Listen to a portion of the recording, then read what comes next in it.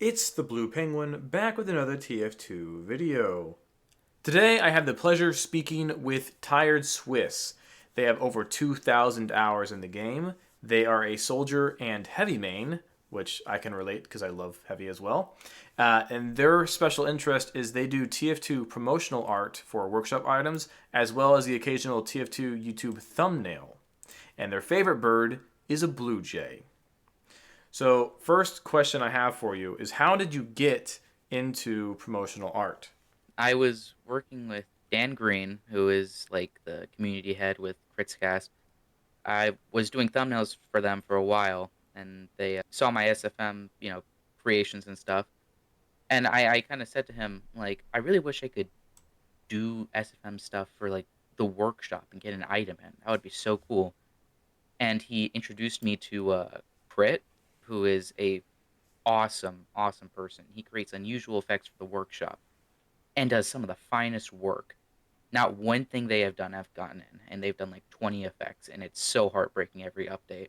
Anyway, I did my first promo with him, and he was real kind about it. I definitely didn't know as much as I know now, but it was my first experience doing it, and it was very nice. And then once I did promos for him, I got contacted by a friend named Maki, who introduced me to Spooky Toad, and then we kind of just stick together when creating items. Like if one of them got an opportunity to create an item, they would kind of get us in with it. Like, oh, we need a promo artist for this, and Spooky Toad would be like, hey, I know a guy, and he would contact me, and I would do promo art for it. So, you mentioned that you learned a lot when you first started. So, what were some of those challenges that you faced when just like getting into this field?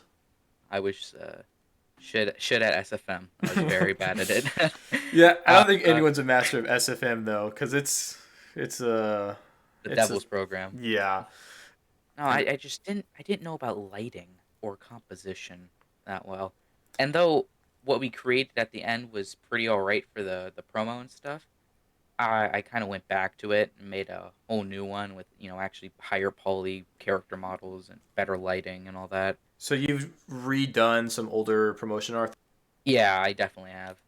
However, not always for the best. The Cozy Catchers, the one that actually got into the game, had the original thumbnail for it was Scout wearing it, and he was like looking up at it, and he was so happy about it, like just oh look, the Scout's happy wearing this item. I'm gonna go vote on it. And then we started to get bombed with like negative like votes, and we were just so confused. And then Mark told me that it might have been the promo just looking too weird. And to be honest, I'm not great with Scout. Any promo I do with Scout looks a little bit unnatural. That's why I moved to Heavy when Hmm. making promos now. Anyway, we changed it to a much more simplistic looking one that just showed the hat on Scout's head. Did you see changes in the reception then after changing the photo though? Not at all. Not at all. Uh, It was not worth it.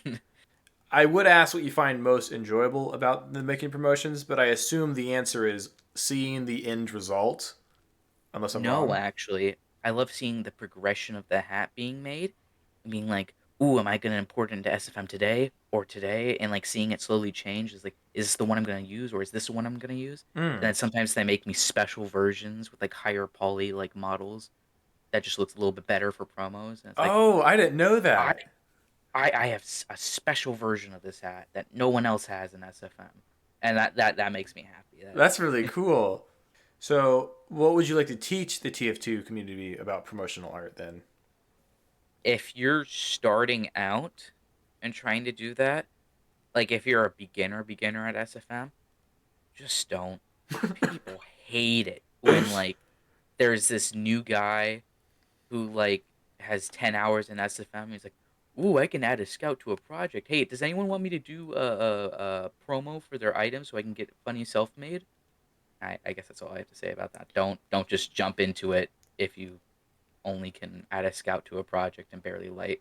Right, have some more experience before really trying to go into it. Yeah, definitely, definitely. All right, so I know you had some things to say about the Smismas 2021 update and the community's backlash on that. So if you could maybe explain your side of the story, I guess that would be great. Yeah, I I'm gonna say it, like, firstly, I totally get it. I totally get why everyone hates this crate. I remember seeing the emails of Valve accepting the Brain Cane and the Cozy Catchers, the ones that I worked on, and I was super happy, and I was like, "Wow, that's great." These weren't exactly the items I wanted to get in, the ones I've worked on, but no, these are pretty alright items for me, and I can't believe these are my first self-mades. And I look at the workshop, oh no, everything was just so Christmas themed, and there was nothing there that I would have wanted, not even my own items I would have wanted to kind of unbox. Even though I do like them, I never worked on these items thinking they were the only items that we were working on that were gonna get in the game.